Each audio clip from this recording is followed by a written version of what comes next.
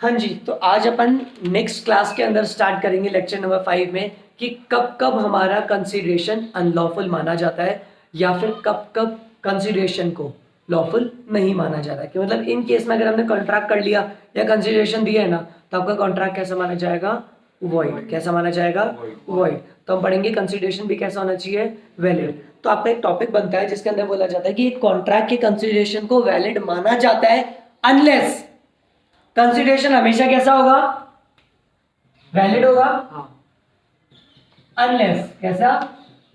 अच्छा मुझे बताओ, क्या यहाँ पे कंसीडरेशन में गुड्स के बदले गुड्स दिया जा सकता है? या पार्शियली तो हो सकता है, कैश होना जरूरी है?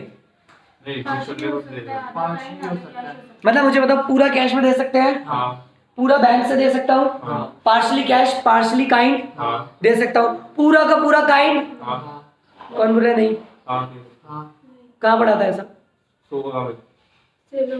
सेल ऑफ गुड्स एक्ट में पढ़ा था। शाबाश। और अभी अपन क्या पढ़ रहे हैं? कॉन्ट्रैक्ट। सेल नहीं मानी जाती थी वहां पे। ये चल रहा है हमारा क्या? कॉन्ट्रैक्ट। मैंने आयुषी आपके साथ कॉन्ट्रैक्ट किया कि आप मुझे अपना फोन दे दो, बदले में मैं आपका फोन ले लेता हूं, तो क्या कॉन्ट्रैक्ट वैलिड नहीं होगा? और अगर मैंने आपको मेरा फोन नहीं दिया, आपका ही ले लिया, तो क्या मुझे सीयू नहीं कर सकते? कहीं बोल सकते हो कि नहीं कंसीडरेशन आपका वैलिड नहीं है? समझो चीज को। जो आप लोगों ने चीज पढ़ी थी that is in sales of goods act, आपका भी यही डाउट था, मैंने क्लियर किया था। वो सेल होने से मना कर रहा है। बोले अगर पूरा गुड्स एक्सचेंज हो गया तो that will be barter system, sale नहीं होगी। लेकिन कॉन्ट्रैक्ट वैलिड नहीं होगा, ये कहां लिखा है? कॉन्ट्रैक्ट तो वैलिड ही होगा, बट समथिंग इन रिटर्न होना चाहिए। मैं मेरा फोन उठा के इसको दे दूं और इससे कुछ भी नहीं लूं तो कंसीडरेशन नहीं है। No consideration no contract. बात समझ आई? लेकिन इससे फोन लेके मैं मेरा फोन भी तो दे रहा हूं, तो मेरा फोन क्या हो जाएगा? इसके लिए कंसीडरेशन और इसका फोन मेरे लिए कंसीडरेशन। तो कंसीडरेशन काइंड में भी, कैश में भी हो सकता है, काइंड में भी हो सकता है और पार्शियली भी हो सकता है। डिपेंड। क्या सेल बोला क्या मैंने? सेल नहीं बोला ना, तो कॉन्ट्रैक्ट तो हो सकता है। तो कब कब आपका कंसीडरेशन वैलिड नहीं माना जाएगा? सबसे पहला, first, it is forbidden by law. मतलब इंडियन पीनल कोड आईपीसी, धारा आईपीसी में इसको क्या बोला गया है? फोरबिडन है। मतलब अगर आपने ऐसा कुछ कैश लेने की कोशिश भी करी तो भैया आपको सजा मिलेगी। मूवी देखी है अजहर? या कोई भी मूवी देखी है जिसमें प्लेयर को खरीदने जाने की कोशिश करी जाती है? अगर आपने इनसाइड एज देखी हो तो उसमें प्लेयर्स को खरीदने की कोशिश करते हैं। दे आर लाइक 20 लाख ले लेना और ये काम मत करना। मैं गया और एक जने को बोला कि भाई तू 20 लाख ले ले और रन मत बनाना क्रिकेट मैच में। मुझे बताओ, कोई मर्डर है? कोई एंडो इन्फ्लुएंस है? कोई मैं उसके साथ कोर्जन कर रहा हूँ? मैं उसको बोल रहा हूँ 20 लाख ले ले और तू रन, पर क्या है? फोरबिडन बाय लॉ है। यस, फोरबिडन बाय लॉ है। जेल हो जाएगी अगर आपने ऐसे करने की कोशिश करी तो। किसी को रिश्वत देना, रिश्वत लेना भी और रिश्वत भी दोनों ही इलीगल है। तो ऐसे कंसीडरेशन को हम नहीं मानेंगे। तो मुझे पता है ऐसा कंसीडरेशन है तो क्या लॉ सही माना जाएगा? नहीं। तो आपका एग्रीमेंट बनेगा? नहीं। क्या कॉन्ट्रैक्ट बनेगा? बिल्कुल नहीं बनेगा। सिंपल सी बात है। बात समझ में आई? तो फर्स्ट कौन सा हो जाएगा? When it is forbidden by law. तो ध्यान रखना, कंसीडरेशन आपसे क्वेश्चन पूछ सकता है कि कंसीडरेशन कब कब हमारा वैलिड नहीं होगा। तो याद रखो, फर्स्ट कौन सा हो गया? When it is forbidden by law. When it is forbidden by law. जब तक लॉ सही नहीं बोलता उसको तब तक कंसीडरेशन ठीक नहीं माना जाएगा। बात समझ में आई? सेकंड, फोरबिडन बाय लॉ तो नहीं है। लॉ ने उसको कहीं पर भी लिखा नहीं है कि बेटा तू गलत है, तेरे पे हम पेनल्टी लगाएंगे, तेरे को हम जेल कर देंगे। लॉ में कहीं नहीं लिखा। लेकिन लॉ बनाने का पर्पस अगर वो तोड़ रहा है ना, तो ऐसे कंसीडरेशन को भी क्या बोला जाता है? अनलॉफुल ही माना जाएगा। मतलब वो कहीं पर भी गलत नहीं लिखा, लेकिन आपने कुछ ऐसा माया जाल बिछा दिया कि जिससे लॉ बनाने का पर्पस था ना, वही डिफीट हो गया। तो बताओ क्या कंसीडरेशन उस कंसीडरेशन को सही माना जाएगा? अपन ने पढ़ा था नो कंसीडरेशन नो कॉन्ट्रैक्ट। तो मैंने क्या किया? आयुषी से उसका घर परचेज कर लिया। कितने रुपए में? 2.5 रुपए में। इसका ताजमहल जो जैसा घर जो था वो मैंने खरीद लिया। कितने रुपए में? 2.5 रुपए में। अब मेरे पास वो एक नोटिस वोटिस आ गया कि आपने पेमेंट ही नहीं किया। मैंने बोला कैसी बात कर रहे हो?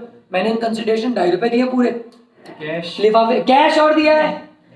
मुंह पे फेंक के ले 2.5 रुपए, चिल्लर अलग से।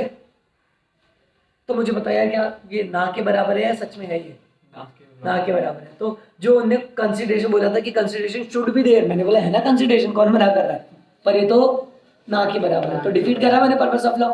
ऐसा भी नहीं होना चाहिए, आपका जो कंसिडरेशन होना चाहिए ना वो इस तरीके से होना चाहिए कि वो डिफीट नहीं कर रहा हो the purpose for which law is made. जिस पर्पस के लिए मैंने लॉ बनाया ना वो पर्पस कभी भी डिफीट नहीं होना चाहिए। तो मुझे बताओ कंसिडरेशन के कितने पॉइंट पड़े जब कंसिडरेशन को इनवैलिड माना जाता है? दो। कौन कौन से? Forbidden by law and the second one is does not defeat the purpose of law. मतलब आपका जो कंसिडरेशन है वो उस तरीके से नहीं होनी चाहिए कि जिस पर्पस के लिए लॉ बनाया उसको वो डिफीट कर दे। थर्ड कौन सा है हमारा? It is fraudulent. It is, भैया फ्रॉड कर रहे हैं, जो कंसिडरेशन ले रहे हैं वो किस लिए कर रहे हैं? For the purpose of fraud. मैंने इसको बोला ईश को तू मुझसे ना 20 लाख रुपए ले ले, बस एक फर्जी एंट्री दिखा दे कि तूने मुझे मेरा घर बेचा है, तो मैं बुक्स में दिखा दूंगा कि एसेट ऑफ रुपीज 2.5 करोड़, अगले ही दिन मैं दे दूंगा कि मैंने तेरे को बेच दिया, 2.5 करोड़ में खरीदा और 2.5 करोड़ में ही बेच दिया, तो तेरे को प्रॉफिट हुआ क्या? नहीं हुआ, क्योंकि जितने में खरीदा उतने में ही बेच दिया। तो या तो प्रॉफिट हुआ होगा तो अगले दिन लॉस दिखा दिया, तो 0-0। लेकिन यार आज क्या समझ मेरी कंपनी वाले आएंगे तो मेरे को बैलेंस शीट अच्छी करनी है, तो बैलेंस शीट अच्छी करने के लिए मैंने एसेट दिखा दिया कितने का? 2.5 करोड़ का। तो देखते हैं यार बढ़िया बैलेंस शीट है, 2.5 करोड़ का, तो सोचो घर खरीद रखा है मैंने, होंगे नहीं होंगे खुश? बढ़िया होंगे, पैसा देगा मुझे, ग्रांट वगैरह दे गए, अगले दिन मैंने बेच बात दी इसको। तो मुझे बताओ जो भी मैंने काम किया, जो भी मैंने कंसिडरेशन पे किया लिया, सही पर्पस था या फ्रॉड था? For the purpose of fraud. ये कंसिडरेशन को भी वैलिड नहीं माना जाएगा। बोलो बात समझ में आई? कितने पॉइंट हुए टोटल? 3। कौन कौन से? सबसे पहला फोरबिडन बाय लॉ, लॉ ने उसमें साफ साफ लगा रखी है penalty. Second defeat the purpose of law and the third is fraudulent. कैसा है ये हमारा? फ्रॉडुलेंट। बोलो बात समझ में आई? हाँ। वैसे फ्रॉडुलेंट वाला फर्स्ट वाले में क्यों नहीं आ गया ऐसा? नहीं, ये फ्रॉडुलेंट है भी, ये तो एक तरीके की इंटेलिजेंस ही है। ये कैसे इंटेलिजेंस है? आपने किसी के साथ गलत किया, that is not your intelligence, this is fraud, proper fraud है। वो प्रॉपर्टी मेरे को लेनी नहीं थी ना, मेरे पास तो पैसा ही नहीं था, मैंने इसको 2.5 करोड़ रुपए कब दिए? अच्छा, 2.5 पैसे नहीं दिए? अरे पैसे देता तो मेरा कैश बढ़ा हुआ रहता ना, 2.5 करोड़ लाऊंगा से। मैंने इसको बोला बाबू एक काम कर, तू मुझसे 20 लाख रुपए ले ले। क्या ले ले? 20 लाख। इस फर्जी एंट्री करने के, तो मुझे घर दे, अगले दिन मैं तेरे को घर वापस दे दूंगा। तो समझो 2.5 करोड़ रुपए थे भी, तो उसको 2.5 करोड़ दे के अगले दिन ले लिए। मेरे 2.5 करोड़ मेरे पास, इसका घर, कुछ फर्क पड़ा देखो ना? इसके पास से कुछ गया ना मेरे पास कुछ आया। इसको 20 लाख एक्स्ट्रा किस चीज के मिले? सिर्फ एक एंट्री दिखाने की कि तूने मुझे मेरा घर बेचा। ये कौन सी इंटेलिजेंसी है?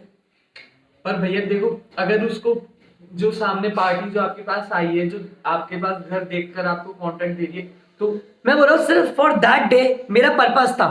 अब वो सामने वाली पार्टी तो डिटेल इन्वेस्टिगेशन करेगी, ये घर कब खरीदा, सर एक दिन पहले ही क्यों खरीदा, ये सारी चीजें तो देखी जाती है। लेकिन अगर आपने ऐसा लूप होल बनाने की कोशिश करी और आपने ऐसा कॉन्ट्रैक्ट किया तो उस कॉन्ट्रैक्ट को भी माना नहीं जाएगा। बात समझ में आई? बहुत सारे होते हैं बैंक के केसेस में, यही होता है। कॉल मनी अपन ने पढ़ा था, कमर्शियल पेपर, कमर्शियल बिल, ये सारी चीजें कॉल मनी पढ़ाई थी मैंने आपको। बैंक खूब कॉल मनी उठाती है, जिस दिन उनके पास आना CRR चेक होता है उससे पहले कॉल मनी उठाती है ताकि मेंटेन कर ले, और जैसे ही गया वापस हटा दो, कोई मेंटेन नहीं करती। रोड कब बनती है? चुनाव से पहले, और चुनाव गए बढ़िया हो, जिस दिन कोई आ जाएगा ना सरकारी गाड़ी आ रही है बढ़िया सजा देंगे शहर को, वो ठेले वेले हटवा देंगे, फिर बाकी दिन तो दिस इज सही और रॉन्ग, गलत है या ठीक है? ये चीज गलत है, नहीं चीज तो ओवरऑल तो वही वाली चीज है। तो कोई भी अगर फ्रॉडुलेंट पर्पस है तो भी दिक्कत है। कितने पॉइंट हुए आयुषी? 3। कौन कौन से? ठीक है, ठीक है। सेकंड एक और सुनना, मैंने कोई ऐसा काम किया जिससे किसी पर्सन को इंजरी हो रही है, उसकी प्रॉपर्टी पे इंजरी हो रही है, तो ऐसा कंसिडरेशन भी लॉफुल नहीं माना जाएगा। फॉर एग्जाम्पल समझना, मैंने है ना मेरे घर में ड्रिल मशीन चलाने के पैसे दे रखे कि ये दीवार तोड़ दे, ये दीवार और सामने वाले को पैसा दे रखा है, ठीक है, या किस भी तरीके से किया। अब वो चीजें तोड़ रहा है, तोड़ फोड़ कर रहा है, जिससे सामने वाले की प्रॉपर्टी भी, यार अगर मैं मेरी ये दीवार तोड़ूंगा तो आधी तो उसकी परमिशन के बिना बिना कुछ करे उसको पैसे देके काम करा रहा हूँ एक्स्ट्रा, तो गलत है या सही है कंसिडरेशन? गलत। आपने किसी पर्सन को ऐसा कंसिडरेशन दिया जिससे किसी और की प्रॉपर्टी को नुकसान हो रहा है या फिर उस पर्सन को नुकसान हो रहा है, तो वो कंसिडरेशन भी गलत है। मैंने आयुषी को 10,000 रुपए दिए, मैंने बोला नीचे जा, पतली गली है, वहां पे ईश की एक्टिवा खड़ी है, बेसबॉल के डंडे मार मार के तोड़ा, तो मैंने इसको जो 10,000 रुपए दिए ना, ये कंसिडरेशन लॉफुल नहीं है। ये कोर्ट में जाके नहीं बोल सकती एक्टिवा तो तोड़वा दी और 10,000 नहीं दिए, जूते तेरे में भी पड़ेंगे। बात समझ में? कंसिडरेशन वैलिड नहीं है। ईश कितने पॉइंट हुए? 4। कौन कौन से? Forbidden by law, forbidden by law, defeat the purpose of law, defeat the purpose of law, fraudulent, fraudulent, or fourth immovable, damage to a property or human. Injuries to person. आपकी इस काम से injury हो रही है to a person और damage to the property, ये सारे भी कैसे हो जाएंगे हमारे? लीगल नहीं माना जाएगा। और फिफ्थ पॉइंट इज कोर्ट ने इसको इमोरल बोल रखा है। कोर्ट ने इसको क्या बोल रखा है? इमोरल। क्या मतलब होता है इमोरल का? मॉरल साइंस पढ़ी थी बचपन में। What is moral science? क्या सही क्या सही क्या गलत, और हमने तो पढ़ा ही है, बहुत डिटेल में पढ़ा है क्या सही और क्या गलत। कोर्ट ने इस चीज को गलत बोल रखा है, तो भैया उस कंसिडरेशन को भी हम सही नहीं मानेंगे, सिंपल सी बात। And the last one is against या oppose to the public policy. Oppose to the public policy, very very very important इस एग्जाम्स के लिए, स्टार मार्क बना लो। Oppose to the public policy, जो चीज आपके अपोज है मतलब अगेंस्ट है किसके? पब्लिक पॉलिसी के, उसको भी हम क्या मानेंगे? अनलॉफुल अनलॉफुल माना जाएगा। तो ईश कितने पॉइंट हुए टोटल? 6। आयुषी कितने पॉइंट हुए? 6। कौन सा टॉपिक था? कब कंसिडरेशन को अनलॉफुल माना जाता है? कब कंसिडरेशन को अनलॉफुल माना जाता है? तो कितने पॉइंट हुए? 6। कौन कौन से? पहला Forbidden by law, forbidden by law, second defeat the purpose of defeat the law, purpose of law, third fraudulent fraudulent, fraudulent, fourth involve injurious, injury हो रही है किसी पर्सन को, damage to the property. Fifth court ने moral बोल दिया। And the sixth one is oppose oppose to public policy. अब जल्दी से बात करेंगे अपन किस चीज की, कि अपोज टू पब्लिक पॉलिसी किस किस को बोला गया है। बोलो, बात समझ में आई? हाँ consideration is oppose to the public policy, policy. यार मतलब है ना, ये चीज सही नहीं है, ये चीज गलत है, पब्लिक के लिए गलत है, पब्लिक एट लार्ज के लिए गलत है। माना जो आप कर रहे हो कोई दिक्कत की बात नहीं है, लेकिन वो चीज सही नहीं है बाकी पब्लिक के लिए, हमारे इंडिया के लिए वो चीज ठीक नहीं है, तो उसको क्या बोला जाएगा? पब्लिक पॉलिसी के अगेंस्ट। फॉर एग्जांपल, सबसे पहला trading with enemy, enemy country. China से ट्रेडिंग करो, कोई दिक्कत नहीं है, लेकिन समझो हाल ही में चाइना और इंडिया के बीच में वॉर डिक्लेयर हो गया। वॉर डिक्लेयर होने से पहले तुम ट्रेडिंग करो ना, कौन मना कर रहा है? वॉर डिक्लेयर हो गया, फिर भी तुम उनके साथ ट्रेडिंग कर रहे हो, गलत है ना यार। तुम्हारा देश परेशान है, देश ने उनकी चीजें सारी बैन कर दी और तुम उन्हीं से ट्रेडिंग कर रहे हो, गलत, ये चीज गलत है। बात समझ में आई? इंडिया और पाकिस्तान के बीच में वॉर डिक्लेयर कर दिया साफ साफ कि we are war with Pakistan. बात समझ गई? ट्रेडिंग व्रेडिंग क्रिकेट मैच सब बंद, सब कैंसिल। और मैं उन लोगों को समझो असेंशियल चीजें सप्लाई कर रहा हूँ क्योंकि वो मुझे ज्यादा पैसा दे रहे हैं, तो मैं तो मेरा प्रॉफिट कमा रहा हूँ, मेरा बाढ़ में जाए इंडिया। सही है गलत है? गलत, यार मतलब हमारे सोल्जर्स उनसे लड़ रहे हैं और मैं उन्हीं को मेडिसिन भेज रहा हूँ, वो उधर मार रहे हैं, वो सही हो जाते हैं। बात समझ, मार भी हम रहे हैं, ठीक भी हम ही कर रहे हैं, गलत है नहीं चीज। तो आप जब अपनी कंट्री के लिए तो सिर्फ कंट्री के लिए। बात समझ रही? तो फर्स्ट कब इसको अपोज टू पब्लिक पॉलिसी माना जाता है? कब? First trading with enemy country, trading with enemy country. बोलो, बात समझ में आई? क्लियर है? तो फर्स्ट कौन सा हो गया आपका? Trading with enemy country. बोलो, बात समझ में आई?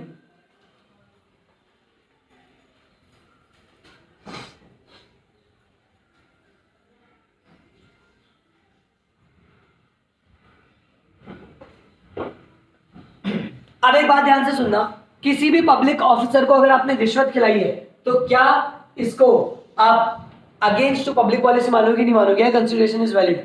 मानेंगे। रेड लाइट का खर्चा कितना होता है?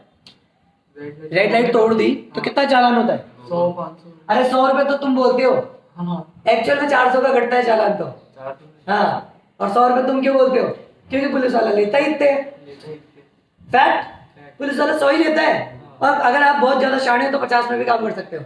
50 में अगर तुम लोग शाणे हो तो 50 में भी काम कर सकते कर सकते हो। इतनी बार्गेनिंग पावर। बार्गेनिंग पावर होनी चाहिए। लड़कियां तो रो देती है, वो प्लीज छोड़ दो, प्लीज, फ्री में भी हो जाती है, फ्री में भी छोड़ देते हैं। तो this is no consideration, no contract, ऐसा बात समझ आई? पर नहीं, अगर आपने किसी भी police officer, public officer, on duty officer, चाहे पुलिस हो या चाहे कोई भी सरकारी कर्मचारी, उसको पेमेंट करने की कोशिश करी ना टेबल के नीचे से, उस कंसिडरेशन को वैलिड नहीं माना जाएगा। क्या शिवाजी द बॉस मूवी देखी थी? शिवाजी लास्ट में जब केस कर देता है तो बस वो 4 लाइनें दिखाते हैं, क्या आपने सारे सरकारी अफसरों को पैसा खिलाया था, आपको मना कर दिया था स्टे के लिए, उसके बाद भी आपने पैसा खिलाया था, सच और झूठ बोलता, सच सच सच, सीधा उसको बोलते जी हुई थी। क्यों था? क्योंकि जितना भी उसने कंसिडरेशन पे किया था ना आपका प्रॉपर्टी का, वो क्या पूछता है, आपका बजट कितना है, बोलता है 200 करोड़, बोलता है उसका 25% मेरे फंड में डाल दो, तो दैट इज कंसिडरेशन। वो कंसिडरेशन वैलिड नहीं होता, वो कंसिडरेशन वैलिड नहीं होता। वो बात समझ में आई?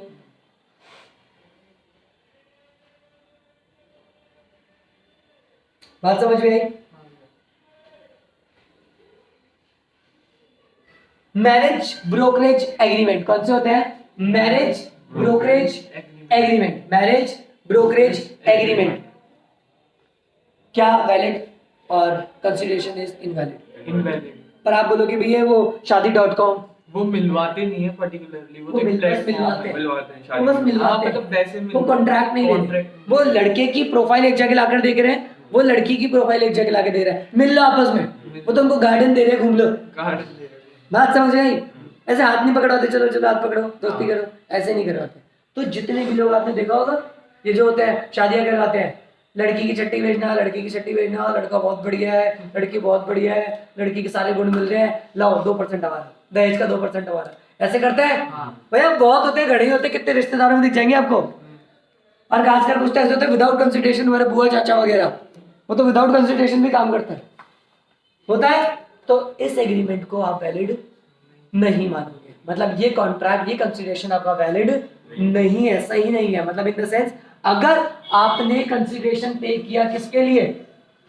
मैरिज के लिए, Marriage। और फिर शादी टूट गई, तो आप बोलोगे आपने तो बोला था लड़का दारू नहीं पीता, तो वो बोलेगा हाँ सिर्फ वीकेंड भी नहीं पीता, बाकी दिन तो पीता है। बात समझ में आई? क्लियर है? और चक्कर में शादी टूट गई, आप कोर्ट में चले गए, बोले 24 लाख रुपए पे करे थे मैंने ब्रोकर को, तो क्या कोर्ट आपको पैसा दिला सकता है? नहीं दिला सकता।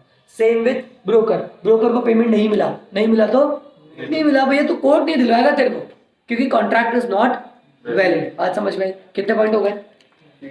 कौन कौन से? ट्रेडिंग में एनिमी, एनिमी कंट्री हो गया सेकंड, मेंटेनेंस और मेंटेनेंस ही बता दो, और ये थर्ड मैरिज ब्रोकरेज एक था traffic relating to public officer, traffic relating to public officer, मतलब इन सिंपल सी बात है, अगर आपने पब्लिक ऑफिसर को कोई भी पेमेंट करने की कोशिश करी तो आपको उसको अगेंस्ट पब्लिक पॉलिसी माना जाएगा। बोलो बात समझ में आई? क्लियर है? फिर भैया इसमें और मेंटेनेंस में क्या फर्क है? मेंटेनेंस अपने पूरा कौन हफ्ता बताया ना आपने। हफ्ता मेंटेनेंस चार्जेस नहीं होते क्या? देखो दो टाइप के होते हैं, एक तो होता है आपने ऑफिसर को खिला दिया, और एक पुलिस वाले जाते हैं हाँ भैया दुकान चल रही है ला 7 दिन का पैसा, तो वो कंसिडरेशन भी नहीं माना जाएगा। बात समझ में आई? फॉर एग्जाम्पल मैं इलीगल दुकान खोल के बैठा हूँ और उसके लिए हफ्ता प्रोवाइड कराता हूँ, कल को पुलिस ऑफिसर आके मेरे पे छापा मारते हैं ना, तो मैं तुम्हारे डिपार्टमेंट में टाइम टू टाइम पैसा तो पहुंचाता हूँ मैं, चलने दो, नहीं चलने दो। बात समझ में आई? क्योंकि वो भी इलीगल, ठीक है। कंसिडरेशन अनलॉफुल इन पार्ट, क्या करेंगे? अनलॉफुल भाई आधा पेमेंट कर दिया और आधा बोला ठीक है अनलॉफुल। अनलॉफुल है आधा और बाकी ठीक है, तो वो पूरा की पूरा मतलब वॉइड माना जाएगा, पूरा का पूरा वॉइड माना जाएगा, वॉइड माना जाएगा, पूरा का पूरा वॉइड माना जाएगा या आधा वॉइड माना पूरा जाएगा? की पूरा, पूरा की पूरा, डिपेंड, जितना सही है उतना माना जाएगा, उसके अलावा का पार्ट नहीं पूरा माना। की पूरा, पूरा का पूरा, पूरा का पूरा अनलॉफुल ही माना जाएगा। याद करो मैंने घर कंस्ट्रक्ट करवाया, हाँ इंटेंशंस तो वैसी। इंटेंशन क्या थी मेरी कि वहां पे मैं उसे ड्रॉर बनवा रहा हूँ, किस चीज के लिए? बम बारूद रखने के लिए, और उसके बदले में मैंने कंसिडरेशन पे किया। या फिर घर बनवाना है, क्यों बनवा रहा हूँ? मैंने बोला देख इस घर को ऐसा बनाना है कि भैया कसाब आ जाए और यहाँ पे आके रुक जाए, मजाक कर रहा हूँ ऐसा कंसिडरेशन करवा रहा हूँ मैं, कैसा कि कसाब वसाब आए बढ़िया से। मैंने बोला देख यहाँ पे छेद मार दे ताकि दूर से बंदूक मार दे, तो उस बंदे को तो पता है, उस बंदे को पता है, सिंपल सी बात। मैं बैंक से लोन लेने गया, मैंने बोला लोन चाहिए, तो वहां भी इलीगल है। बात समझ आई? कंसिडरेशन जो इलीगल है उसके बदले में आपने कोई कॉन्ट्रैक्ट किया तो उसको भी क्या माना जाएगा? वॉइड ही माना जाएगा। बात समझ में आई? बात समझ में आई? प्रोसिक्यूशन के काम हो जाते हैं वहां पे, मतलब देखो दो चीज में एक बात ध्यान रखना, एक आपका एक मैंने पढ़ाया भी था क्या आपको पहले एक चीज में कि ना कभी कभार क्या होता है, जैसे समझो मैंने क्या किया, एक एरिया ले रखा है, क्या कर रखा है, एक एरिया ले रखा है for the purpose of prostitution, ठीक है। तो क्या वो जो मैं रेंट पे कर रहा हूँ, फॉर एग्जांपल ये मेरा लैंडलॉर्ड है जिससे मैंने ये एरिया ले रखा है, उसको पता है ये पर्पस किसके लिए, for the purpose of prostitution, तो क्या उसका रेंट जो है वो सही है? नहीं, भैया वो रेंट भी इलीगल माना जाएगा against to public policy, against to public policy. बात समझ में आई? रीड करो एक बार।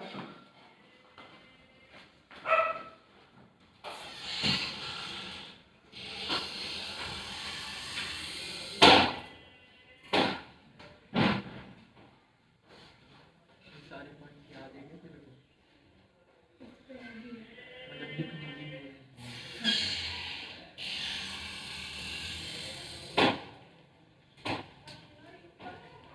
बात समझ में आई? क्लियर है? अच्छा मुझे बताओ, ये सिंपल सी बात, अगर आपके पास क्वेश्चन आ जाता है कि कंसीडरेशन को अनलॉफुल कब माना जाता है, तो क्या लिखोगे इसके अंदर?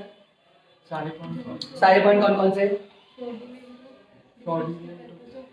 Forbidden forbidden by law, forbidden by law, ठीक है, defeat the purpose of defeat the law, purpose of law, fraudulent, और डैमेज है, कोर्ट ने मॉरल बता रखा है, या oppose to public Public policy. policy। Oppose to public policy कब कब माना गया है?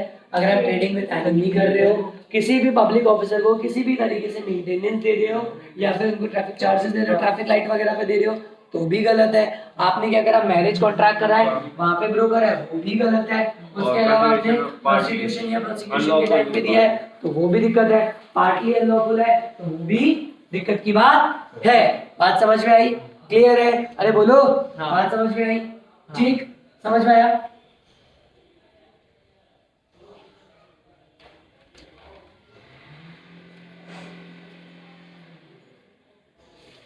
अब देखो मैंने आपको ये याद भी कराया था, वॉइड एग्रीमेंट्स, कौन सा एक वॉइड एग्रीमेंट मैंने आपको याद भी कराया था, एक्सप्रेसली डिक्लेयर्ड वॉइड एग्रीमेंट, इन सब के मैंने आपको सेक्शन याद कराए थे। जैसे मैंने आपको बताया था कौन कौन से कराए थे, सेक्शन 26 था हमारा, कौन सा, मैरिज वाला, याद है आप लोगों को? मैरिज का कॉन्ट्रैक्ट कौन सा था? 26। लिखो, लिखे हुए होंगे आपके पास सारे सेक्शंस, तो उन सेक्शंस को रीड कर लो अच्छे से एक बार, ताकि अगर क्वेश्चन आ जाता है कि वॉइड एग्रीमेंट कौन कौन से होते हैं, तो आपके पास देखो लिखे हुए विद सेक्शंस। 26 ने हमें बताया था agreement in which consideration is unlawful, unlawful जो भी करा अपन ने, section 23 made by incompetent incompetent party, incomplete section party, समझ 11 गए? वो वाला जो बनेगा था competent to a contract, minor भला नहीं लोग अगर कर देते हैं तो भी हमारा कैसा हो जाएगा, वॉइड हो जाएगा। impossible to perform, इम्पॉसिबल है, एग्रीमेंट विदाउट कंसिडरेशन, सेक्शन 25 याद है? No consideration No no contract, but कैसे एक्सेप्शंस थे? हाँ। हाँ ये कौन कौन से एक्सेप्शन थे? natural love and affection, compensation, past voluntary services, promise to pay time barred debt, completed gift, charity, payment, बहुत or बढ़िया। agency. यही सारे थे, ये तो सिंपल से हैं। गिफ्ट चैरिटी तो याद रख लेना, गिफ्ट और चैरिटी, और कौन सा था, टाइम बार्ड, ये सिंपल सिंपल से हैं सारे, ये तो बोलना ही नहीं चाहिए आपको। लव एंड अफेक्शन, लेकिन ध्यान रखना relation should be pure, direct relation होना चाहिए, ठीक है? राइट रिटर्न है ना, रिटर्न में होना चाहिए, रजिस्टर्ड अंदर होना चाहिए, ये सारी चीजें अपन ने पढ़ी थी, इन सबको भी ध्यान देना। क्लियर है?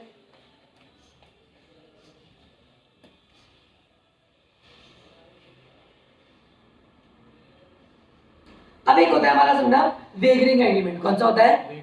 वेगरिंग एग्रीमेंट पढ़ा था हमने। हाँ। क्या होता है वेगरिंग एग्रीमेंट? ऐसे एग्रीमेंट, सुनना मेरी बात, ऐसे एग्रीमेंट जिसमें दोनों पॉसिबिलिटीज है, जिसके अंदर दोनों पॉसिबिलिटीज है, और पार्टीज का इसके अंदर कोई भी रोल नहीं, रोल तो होता है, रोल लेकिन होता है, चेंज करने का Change उसका करने का। कोई भी उनमें कुछ भी पावर नहीं है। Power नहीं। मतलब सिंपल सी बात, जो उसका रिजल्ट है ना वो मेरे हाथ में नहीं है, और उस चीज पे अगर हमने कोई कॉन्ट्रैक्ट करा तो वो क्या बोला जाता है, वेगरिंग एग्रीमेंट। जैसे बारिश होगी या नहीं होगी, बारिश होगी या नहीं होगी, ये मेरे हाथ में नहीं है, तो ये कॉन्ट्रैक्ट मेरा जो भी करा जाएगा किसी के साथ, तो इसको क्या बोला जाएगा, वेगरिंग एग्रीमेंट। बोलो बात समझ में? एग्रीमेंट बाय वेयर वेगर, तो उसको हमेशा क्या बोला जाता है, वॉइड। सेक्शन 30 सेक्शन 30 बोलता है कि वेगरिंग एग्रीमेंट कैसे होंगे हमारे, void. Payment of some money upon the determination of uncertain event, कोई भी सर्टेन इवेंट नहीं, कैसा इवेंट है, अनसर्टेन इवेंट है। Doesn't figure that each should stand win और लॉस, दोनों ही पार्टी के पास क्या होंगे, जीतने और हारने के चांसेस होंगे, depending on the uncertain event. और इसके अंदर क्या बात ध्यान रखनी है आपको, there must be promise to pay money, money होना चाहिए। Second, promise must be on the condition of even happening और नॉट हैपनिंग, या तो इवेंट होगा या फिर नहीं होगा। And the third, there must be uncertainty of the event. Fourth, दो पार्टीज मिनिमम होनी चाहिए, दोनों जीत सकते हैं और दोनों ही हार सकती है। बात समझ में आई। और पार्टी का कोई इंटरेस्ट नहीं होना चाहिए एक्सेप्ट फॉर स्टेक, मतलब सिर्फ पैसे के अलावा उनका कोई और इंटरेस्ट नहीं होना चाहिए। बोलो बात समझ में आई। इन सबको क्या बोला जाता है, हमारा वेगर एग्रीमेंट। क्या बोला जाता है, वेगर एग्रीमेंट। तो सेक्शन 30 अगर आपसे पूछ ले वेगर एग्रीमेंट के बारे में तो बता सकते हो। क्लियर है। क्या होता है इसके रूल्स, मुझे बताओ कौन कौन सी 5 चीजें काम करेगी। सबसे पहला, दो पार्टी ध्यान देना। Second, stand for winner loss. Winner loss, दोनों पार्टीज के पास विनर असर्टेन होना चाहिए, सर्टेनिटी होनी चाहिए। और दोनों पार्टी का कोई कंट्रोल नहीं होना चाहिए, कंट्रोल नहीं होना चाहिए, सिर्फ मनी होना चाहिए, स्टेक के अलावा और कुछ भी नहीं होना चाहिए। मतलब वो दोनों पार्टी का कोई अलग से इन्वॉल्वमेंट नहीं होना चाहिए एक्सेप्ट फॉर स्टेक, सिर्फ स्टेक तक तो चलेगा, उसके अलावा कुछ भी नहीं चलेगा। कोई एग्जांपल लिखा था अपन इसके अंदर, हाँ लिखा था। जैसे ए ने बी को पे करे 50,000 इफ इट रेन्स, तो अगर रेन होती है तो ए बी को 50,000 पे कर देगा, और नहीं होती तो बी ए को कर देगा। क्या दो पार्टीज थी, क्या कॉन्ट्रैक्ट समनी का था, क्या दोनों पार्टी का कंट्रोल था, नहीं था। ठीक है, सिर्फ पैसे का ही इन्वॉल्वमेंट था। हाँ, बस ये वाली बात समझ में आई। क्लियर है। ऐसे एग्रीमेंट को क्या बोला जाता है, आपका वेगर एग्रीमेंट। लेकिन अगर एक भी पार्टी का कंट्रोल हो गया ना दूसरी एक्टिविटी पे, तो भैया वेगर एग्रीमेंट नहीं माना जाएगा। फॉर एग्जाम्पल समझो मैंने शर्त लगाई कि, समझो मुकेश अंबानी शर्त लगा रहा है कि मुंबई जीतेगी हारेगी। अगर मुंबई हारती है तो मुकेश अंबानी को सामने वाला आदमी पेमेंट करेगा। ये तो मुकेश अंबानी के हाथ में है कि मुंबई को जिताने यार इतनी तो चलती है भाई की, और बोल दे कि नहीं जीतना आज तो नहीं जीतेंगे। तो अगर मैं लगाता हूँ ना सट्टा आपसे, तो इट इज अ वेगर एग्रीमेंट, क्योंकि हमारा कंट्रोल नहीं है। मैं रोहित को फोन करके नहीं बोल सकता बेटा आज हरवाना टीम को, लेकिन वो बोल सकता है, तो उसके लिए वेगर नहीं है, लेकिन हमारे लिए वेगर है। मुझे बता किस वजह से हुआ ये, वो power to control the event. Control हम कंट्रोल नहीं कर सकते थे, लेकिन वो कंट्रोल कर सकता है, तो उसके लिए वेगर एग्रीमेंट नहीं है। कुछ ऐसे एग्रीमेंट जो वेगर के जैसे ही होते हैं और उनको भी वॉइड माना जाता है, मैंने पढ़े थे। ट्रांजैक्शन सिमिलर टू वेगर, गैम्बलिंग वाले, इनको भी क्या बोला जाता है, जैसे lottery transaction, crossword puzzle, speculation transaction और हॉर्स रेस। ये सारे के सारे कैसे होते हैं, हमारे गैम्बलिंग जैसे ही होते हैं। तो इनको अपन क्या माना जाता है, क्या माना जाएगा, वॉइड ही माना जाएगा। बात समझ आई। ये एक नंबर में नहीं चलते, ये एक नंबर में नहीं चलेंगे। अब धीरे धीरे आते जा रहे हैं। अगर आपने देखा जैसे ड्रीम 11 वगैरह है, ये भी तो कॉन्ट्रैक्ट कर रही है। पर इसमें वो पता है क्या इसके अंदर आपने अनसर्टेनिटी पता क्या देखी, मुझे पता क्या चीज है इसके अंदर कि इसको अपन नहीं बोल सकते क्या। ये प्री प्रोडक्ट वो है, प्रेडिक्टेड है, प्री प्रेडिक्टेड है मैच से, ड्यूरिंग प्रेडिक्टेड नहीं, मतलब मैच चल रहा तब नहीं होता, उससे पहले ही। बात समझ में, बहुत बड़ी बड़ी इसके अंदर फर्क करे हैं, बहुत सारी चीजें देखते हुए करिए, सट्टा नहीं हो रही। इसमें आप क्या कर रहे हो, अपनी टीम बना के जैसे बोला जाता था कि ये हो सकता है। एग्जैक्टली, बस आप अपनी अपनी प्रोडिक्शन दे रहे हो, ये चीज है। ऐसा नहीं हो रहा कि आप जीतोगे तो आपको इससे पेमेंट मिलेगा। और जो कौन है ड्रीम 11 टीम, वो आपको कभी भी आपसे पेमेंट नहीं ले रही, वो तो पता क्या कर रही है, बीच का कमीशन खा रही है, इधर से उधर काम करा रही है और बीच में कमीशन खा रही है। तो दिस इज द थिंग, बहुत सही सोच समझ के बनाई गई थी। बात समझ में, बात समझ में, बहुत सारे लॉज को देख के काम किया गया था। तो वेगर एग्रीमेंट समझ में आया। तो वेगर एग्रीमेंट कैसे होंगे, हमारे वॉइड होंगे। लेकिन कुछ ऐसे एग्रीमेंट जो वेगर जैसे होते हैं बट स्टिल नॉट वॉइड। अब यार कई चीज में क्या हो जाता है, कॉन्ट्रैक्ट तो होते हैं सेम ऐसे, लेकिन सरकार ने साफ साफ बोला इसको वॉइड नहीं मानेंगे, इसको वॉइड मानेंगे। तो कुछ ऐसे होते हैं। अच्छा मुझे एक बात बताओ, जैसे अपन ने अभी पढ़ा लॉटरी ट्रांजेक्शन, तो आपको पता है सरकार की भी लॉटरी चलती है, तो क्या वो एग्रीमेंट वैलिड है, वॉइड है? वैलिड है, वैलिड है, वॉइड। तो सरकार करा रही है, हाँ तो भी वॉइड है, क्योंकि लॉटरी है ना, वॉइड है, ट्रांजेक्शन वॉइड है। बट अब फर्क क्या हो जाता है, फिर सरकार करे कोई भी करे, क्या फर्क है, दो फर्क है। अगर कोई और लॉटरी चलाएगा दिल्ली में, मुझे देखिए फुकरे, वो लॉटरी सिस्टम कोई और चलाता है ना, तो भैया दैट इज इलीगल। और जब सरकार वाली चलती है ना, तो दैट इज लीगल। उसको पनिश नहीं किया जाएगा जो बंदा चला रहा है, वो सरकार की परमिशन से चला रहा है। लेकिन वहां पे जो कॉन्ट्रैक्ट्स होंगे ना जितने भी ये चीज करने पे, ये वो तो वाइड रहेंगे, बिकॉज लॉटरी है, अनसर्टेनिटी है, किसकी लॉटरी निकलेगी ये नहीं पता कर सकते आप। तो इसको तो क्या माना जाएगा, वॉइड ही माना जाएगा। तो आपसे क्वेश्चन पूछ जा सकता है कभी कभार एमसीक्यू में या कहीं पर भी कि अगर लॉटरी फॉर गवर्नमेंट है तो it is void, valid, voidable और नन ऑफ दी। आपको ध्यान देना है क्या चीज का कि भैया वॉइड ही रहेगी। कैसी रहेगी? वॉइड रहेगी। बोलो बात समझ में आई? क्लियर है? समझ में आ गया? इसमें और कॉन्टिजेंट इवेंट्स में डिफरेंस आता है। देखो हाँ बिल्कुल आएगा, अपन पढ़ेंगे भी इस चीज के बारे में भी पढ़ेंगे। सबसे पहले देखो ऐसे ट्रांजैक्शन अब जो गैम्बलिंग जैसे है लेकिन स्टिल वैलिड मान रखा है, जैसे चिट फंड। क्या होता है चिट फंड? पता है आपको क्या होता है? चिट फंड भी एक टाइप से लॉटरी सिस्टम से ऐसा होता है। जैसे क्या किया मैंने आपको बोला कि अपन सब मिलके है ना 10,000 रुपये हर महीने मिलाएंगे। क्या करेंगे? 10,000 रुपये मिलाएंगे। लॉटरी किटी पार्टीज नहीं होती, हाँ वो इनवैलिड नहीं है, वो वॉइड मतलब वो वॉइड नहीं बन जाती। चिट फंड सिस्टम चलता है जिसमें आप है ना पैसा डालते हो, सबसे मिलके पैसा मिलता है एंड देन एक सर्टेन अमाउंट के बाद आपको आपका पैसा वापस मिल जाएगा, या जब भी आपका नंबर आएगा आपको पेमेंट मिल जाएगा। जैसे मैं बताता हूँ, हम लोग एक लॉटरी सिस्टम करते हैं मतलब चिट फंड वाला, उसमें हम लोगों को 10,000 रुपये की किस्त देनी पड़ती है। हाँ पहले महीने दी, दूसरे महीने दी, ऐसे 5 महीने तक दी। तो कितने दे दिए हमने? 50,000। लेकिन अभी हमारे को पैसे की जरूरत थी तो हमने बोला कि इस बार की जो चिट फंड है हम उठा रहे हैं, तो हमने उठा ली 5 लाख। 10 जने थे जितने भी थे 10 जने क्यों 10,000 ही पे कर रहे हैं महीने। अपन तो 10 पे कर रहे हो, 10 जने तभी तो बाबू। अरे तो 50,000 तो 5 महीने तक हुआ था। हाँ बात समझ में आई? अब अपन पे करते गए और आगे जाके क्या हो गया, अपन ने पेमेंट उठा लिया। हाँ अब आगे भी अपन पेमेंट करते रहेंगे जिसमें मिल को जब चाहिए। तो आप क्या सोचोगे हर किसी को पहले ही चाहिए होगी। हाँ क्या होता है जब पहले वाले को पेमेंट मिलता है ना, पैसा कट के मिलता है, बोली लगती है। आपने सुना है बोली लगना? फॉर एग्जाम्पल 5 लाख की हमारी लॉटरी, तो पहला आदमी बोलेगा पहली मैं उठा रहा हूँ, अभी तक एक ही पेमेंट हुआ है 10,000 का, पहले जाना होता मैं उठा रहा हूँ 5 लाख वाली। बोले स्टार्टिंग कहाँ से हो रही है? बोलेंगे 460 से। जिसको 5 लाख वाली लॉटरी चाहिए तो आप अभी 460 ले जाओ, तो बताओ उसको नुकसान कितने का हो गया? 40। वो पे तो 5 लाख करेगा और मिल कितने रहे? 40। सेकंड ऑर्डर बोलते नहीं 430, एक जना बोलता है 420, तो 420 पे डन होगी। तो पहली लॉटरी कितने में गई? 40। मतलब जो जेट फंड का पैसा गया कितने में गया? 420 में। फिर हम उसको 420 अभी के अभी मिल जाएंगे, पर वो सालों साल तक कितने पे करता रहेगा? 5 लाख। तो बाकियों को फायदा हो गया नहीं हो गया? रिटर्न मिल गया नहीं मिल गया? ये फायदा हो जाता है। तो जिसको जरूरत होती है वो जल्दी उठा लेता है। अब यार कईयों के लिए ऐसा हो जाता है इसके अंदर कि आप लोग सोचोगे भैया फिर तो एंड में ही उठाओ, एंड में ही उठाओ क्योंकि पैसा मिलेगा आपको कमा कर, तो लोग ऐसा ही करते हैं। लेकिन कई लोग होते हैं नहीं यार बेटी की शादी करवानी है, घर कंस्ट्रक्ट करवाना है, इस बार तो लॉटरी उठानी पड़ेगी, तो उठाते हैं वो लोग। समझ रहे हो? Depend on the need. मेरा पर्पस है सिर्फ इन्वेस्टमेंट से रिटर्न लेना, तो मैं उठाऊंगा ही नहीं।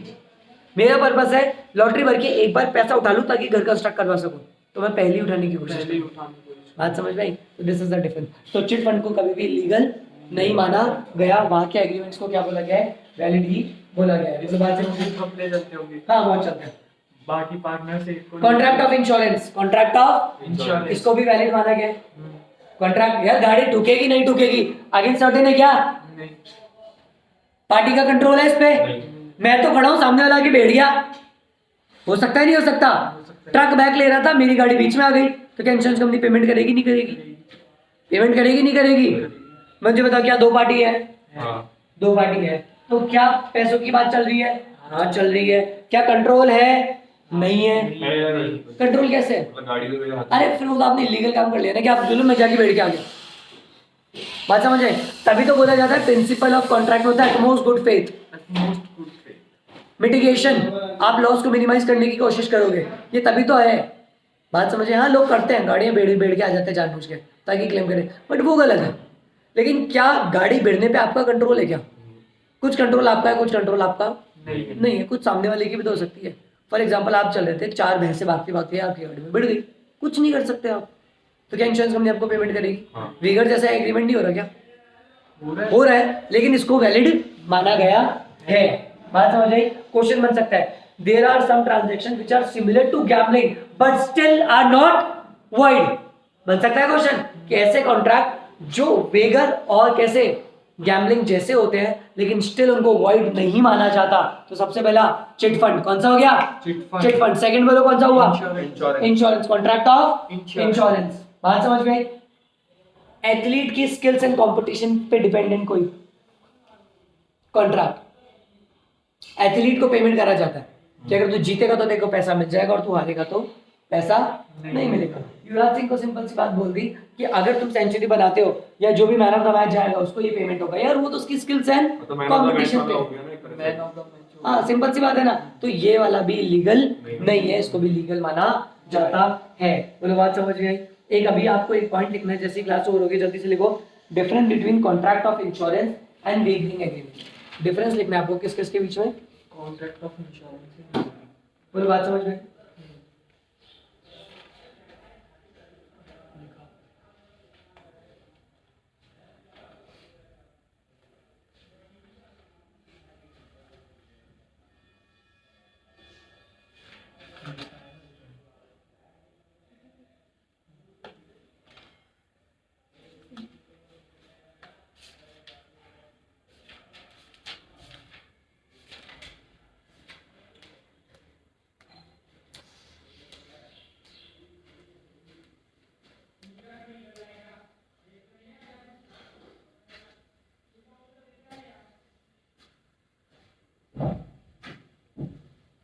अब एक छोटा सा टॉपिक था हमारा कौन सा, मिस रिप्रेजेंटेशन। सेक्शन कौन सा था, सेक्शन 18 मिस रिप्रेजेंटेशन। याद करो 17 फ्रॉड, 18 मिस रिप्रेजेंटेशन।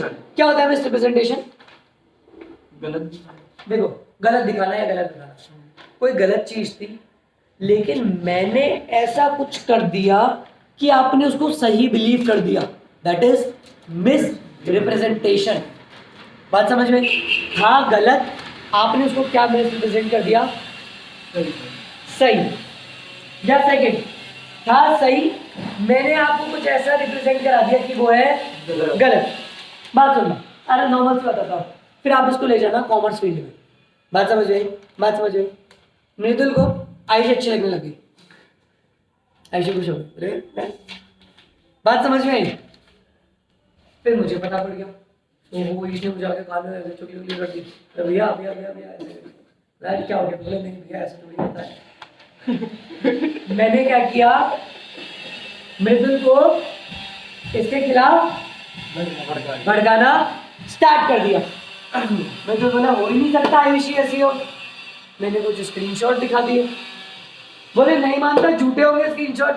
मैंने कुछ वीडियो दिखा दिया, बोले मैं मानता ही नहीं। मैंने कुछ इसको पिक्चर दिखा दी। अब इसका दिमाग घूमने लगेगा नहीं लगेगा? बात समझ में आ रहा नहीं आ रहा? ठीक है, मैंने आयुषी को बोला आयुषी अरे बेटा एक काम करो, वहाँ जाके आपको एक सर आएंगे कॉन्ट्रैक्ट पढ़ा देंगे, तो आप वहाँ जाके उनसे पढ़ना। बोले ठीक है भैया, जैसा आप बोल रहे थे प्यार से सोचा पढ़ाएंगे। अब मैं मृदुल को बोला देख बेटा जिसके लिए तुझे देखा तू घूम रही है बाहर, अपनी आंखों से देख के आ गया, विजुअल दृश्यम। बात समझ आ रही है? मैंने इसको मिस रिप्रेजेंट करवा दिया। बात समझ में? ये भी गलत है, ये भी गलत है, इसको भी कॉन्ट्रैक्ट में सही नहीं माना जाता। कोई भी कॉन्ट्रैक्ट आपने ऐसा कराया जाए bye way of miss representation तो उसको भी कॉन्ट्रैक्ट को वैलिड नहीं माना जाएगा। बात समझ में आई? Any contract by way of misrepresentation, any contract by way of misrepresentation वो वैलिड नहीं माना जाएगा, बिकॉज सामने वाले ने गुड फेथ में आपसे कॉन्ट्रैक्ट कर लिया लेकिन आपने उसको बिलीव जो करवाया वो गलत सेंस में करवाया गया है। बोलो बात समझ में आई? इसमें और फ्रॉड में क्या फर्क हुआ? बहुत बड़ा फर्क आ जाता है। देखो फ्रॉड क्या हो जाता है, फ्रॉड तो आपको है ना जो कहां से होता है, कोर्ट से ही है ना, इलीगल माना जाता है। लेकिन मिस रिप्रेजेंटेशन में मैंने कुछ, कोर्ट ने तो कुछ बोला ही नहीं है, ये तो मैंने आपको बिलीव करवा दिया और आपके दिमाग में चीज हो रही है। फॉर एग्जाम्पल रिलायंस कंपनी का शेयर अच्छा है या बुरा है, डिपेंड करता है, ये तो पर्सन टू पर्सन, ये तो डिपेंड करता है। लेकिन फॉर एग्जाम्पल मैंने आपको मिस रिप्रेजेंट करवा के 2 लाख शेयर खरीदवा दिए, दैट इज मिस रिप्रेजेंटेशन। बात समझ में आई? ये क्या हो जाएगा, मिस रिप्रेजेंटेशन। मैंने आपका दिमाग घुमा दिया, कुछ ऐसा गलत दिखा दिया, सब कुछ कर दिया, इसको क्या बोला जाता है, मिस रिप्रेजेंटेशन। बात समझ में आई? तो लिखना हो तो लिख लो एक बार जल्दी से, आपके पास लिखा हुआ भी नहीं है।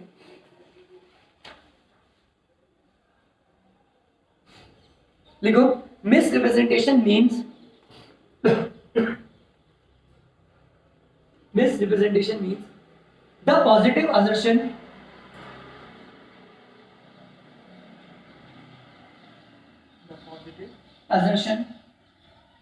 in a manner, the positive assertion in a manner not warranted by the information of person making it, not warranted by the information of person making it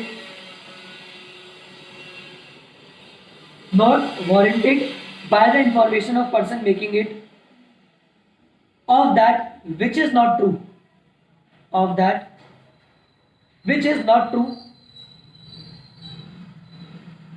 which is not true, comma, which is not true, comma, through he believes it to be true. देखो lawfully language दे रखी है, लेकिन अगर आसान भाषा में आपको समझाऊँ ना, तो कोई भी ऐसा फैक्ट जिसकी कोई रियल इन्फॉर्मेशन नहीं थी, ठीक नहीं था, वो जो गलत था बट सामने वाले को आपने बिलीव करा दिया कि वो सच है, इसी चीज को क्या बोला जाता है? Miss representation. बोले बात समझ में आई? मतलब आपने उसको बिलीव करा दिया कि दिस इज द राइट, जो मैं बोल रहा हूँ दिस इज राइट, उस चीज को क्या बोला जाएगा? Miss representation. क्या बोलेंगे उसको अपन? Miss representation. बोले बात समझ में आई? देखो आगे लिखो सेकंड पॉइंट इसी के अंदर, any breach of duty, any breach of duty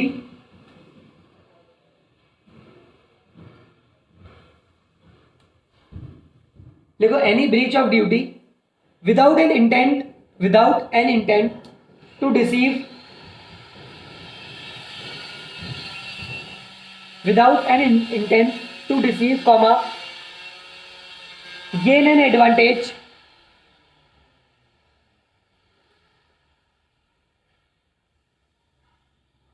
to gain an advantage to the person committing it,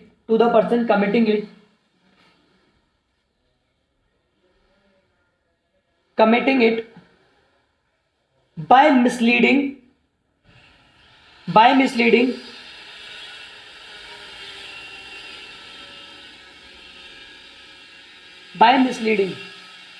बस बाय मिसलीडिंग। क्या समझ में आया? आपने कोई भी कॉन्ट्रैक्ट का ब्रीच करा, कोई पर्टिकुलर रीजन नहीं था, या जो रीजन था वो क्या था? इसमें गेन करने का, कि अगर मैं इसको क्या कर देता हूँ, तोड़ देता हूँ, तो मुझे क्या हो जाएगा? एक फायदा हो जाएगा, और सामने वाले को उस चीज के बारे में ना बता पाया हो, तो इस चीज को क्या बोल दिया जाता है? Miss representation. जैसे मैंने आपको बोला इंश्योरेंस का काम, इंश्योरेंस में कभी कभार हम गाड़ी खुद बेच देते हैं। क्यों करते हैं ऐसा? ताकि इंश्योरेंस कंपनी के एजेंट को बिलीव हो जाए कि ये सच में भिड़ी है। होता है, हम उसको बिलीव कराते हैं, फॉल्स, एक्चुअल में नहीं होता ऐसा, हम उसको बिलीव करवाते हैं। जैसे मुझे ध्यान है, कभी गाड़ी का थोड़ी बहुत हैंडल वगैरह टूटता है ना, तो हम बताओ क्या करते हैं? एक्चुअल में मैंने भी करा हुआ, गाड़ी चालू करते हैं, रेस दी और दूर से जाके दीवार में फेर दो, टैक लगता है। अगर आप ऐसे तोड़ोगे ना तो दिख जाएगा कि इसमें पड़ा है, और जब फोर्सफुली जाती है ना अलग ही लगता है। तो इसके लिए आप क्या कर सकते हो? गाड़ी चला के सीधे दीवार में फेर दो। कर सकते हो? नहीं कर सकते हो? सिंपल सी बात है। या फिर सिंपल सी बात है, आप एकदम हेलमेट पहन लो, गार्ड वार्ड पहन लो, गाड़ी चलाओ और 20-30 की स्पीड में लाके उसको बाइक से कूद जाओ, कहाँ जाके बढ़ेगी? सीधा स्क्रैचेस भी दिखेंगे। उसके बाद आप क्या कर सकते हो? अपने हाथ पे थोड़ी सी लगा दो। बात समझ में आई? आफ्टर दिस आप एक छोटी सी क्या करो, फोटो ले लो सेम डे की, उसी टाइम आप हॉस्पिटल चल जाओ, बिल वगैरह ले लो कि आपने देखो भैया बैंडेज वगैरह कराया था, पट्टी वट्टी करवाई थी, और आ जाओ घर पे बढ़िया से। 2 दिन बाद डालो क्लेम, बोले भैया गाड़ी हो चुकी है बिल, तो प्लीज़ हमारा क्लेम दे दो। वो आके चेक करेंगे कि गाड़ी सही में बिड़ी है, बोले देख लो। बोले कहाँ बिड़ी थी? बोले यहाँ जा रहा था, सामने से एक डॉग आ गया, उसको बचाने के चक्कर में गाड़ी यहाँ चली गई, डैमेजेस पे कर दो। बोले रियल था? बोले हाँ रियल था। बोले देखो ये भी पिक्चर सेम डे की। बोले तुम्हारे को लगी कि तो नहीं? ये तो तुमने, बोले देखो लगी हुई है मेरे हाथ पे, और ये रहा सेम डे का हॉस्पिटल का बिल। क्या मैंने उसको बिलीव करा दिया? बिलीव करा दिया। या मैं तो छत से गिर गया था, मैंने कहा छत पे भी गिर गया, गाड़ी भी खराब पड़ी है, चल बैठ के आते हैं। कर सकते नहीं कर सकते? अरे करते हैं लोग यार। That is miss representation. इसको क्या बोला जाता है? Miss representation. सिंपल सी बात लिखो, एनालिसिस लिखो इसका, analysis.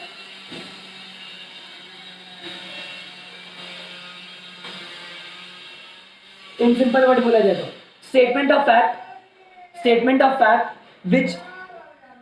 which is false, statement of fact which is false, statement of fact which is false constitute misrepresentation.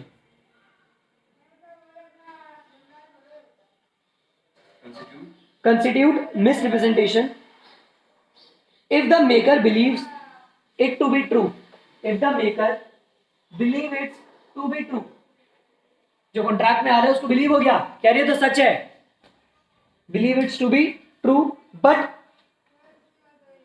Not justified by the information he processed, not justified by the information he processed. Clear है? Not justified by the information he processed, इस चीज को क्या बोला जाता है आपका miss representation. क्या बोलेंगे इसको अपन?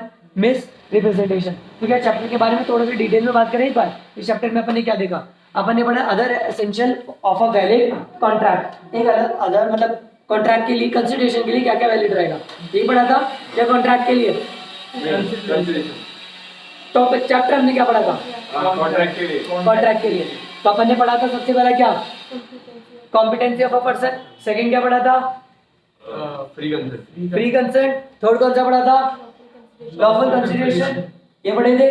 तो सबसे पहले अपन ने पढ़ा था कॉम्पिटेंस ऑफ अ पर्सन। तो उसके अंदर अपन ने कितनी चीजें पढ़ी थी?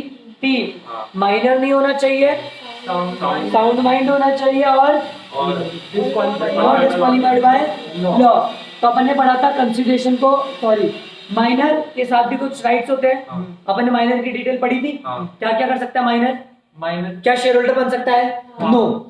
नहीं बन सकता। कहाँ बन सकता है? नहीं फुल्ली बन पेड का सकता। बन सकता है। पर पहले तो आप बोलोगे हाँ, कि no। Can not be a share holder, वो परचेज नहीं कर सकता। Purchase बट अगर कोई फुल्ली पेड दे रहा है तो वो ले ले सकता है, क्योंकि उसकी कोई लायबिलिटी नहीं होगी। पार्टनर बन सकता है पार्टनरशिप फर्म में, डायरेक्टली तो आप बोलोगे पार्टनर नहीं बन सकता, लेकिन बेनिफिशियरी बन सकता है। मतलब उस पार्टनरशिप में उसको फायदा होगा तो उसको बना सकते हैं ओनली फॉर प्रॉफिट। Profit, क्या माइनर हमेशा अपनी माइनॉरिटी को प्लेज कर सकता है?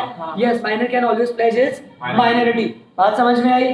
बात समझ में आई? क्या माइनर की कभी भी लायबिलिटी होगी? नहीं होगी। पर क्या माइनर एक नेचर के साथ कॉन्ट्रैक्ट में एंटर कर सकता है? Answer is yes. लेकिन सारी की सारी लायबिलिटी किसकी होगी? नेचर की होगी। माइनर की कोई लायबिलिटी नहीं होगी। अच्छी अच्छी चीजें पढ़ी थी इसके अंदर अपन ने। फिर अपन ने क्या पढ़ा था? माइनर ये इसमें एक पॉइंट और था, कौन सा? नेसेसिटीज के लिए वो लाइबल होता है माइनर। हाँ, नेसेसिटीज के लिए लायबल होगा। मतलब अगर कोई माइनर है और है ना, फॉर एग्जांपल वो दुकान पे गया, कुछ ऐसे सामान ले ली नेसेसरी, जैसे फूड और पेमेंट नहीं कर रहा, बोले मैं तो माइनर हूँ। बोले भाई तू नेसेसरी आइटम ले रहा है, वहाँ तो आपको देना ही पड़ेगा। ऐसा नहीं है कि आपको तो चोरी करने लग जाएगी ना माइनर। चोरी करने बात समझ में आई है? Minor can not enter into a contract. Necessary सिर्फ जो कि जीने के लिए जरूरी है, तो वहाँ तो हमारे कैसे इम्प्लाइड कॉन्ट्रैक्ट हो जाते हैं। बात समझ लो, तो पे करना ही पड़ेगा। बात समझ में आई? अरे क्लियर है?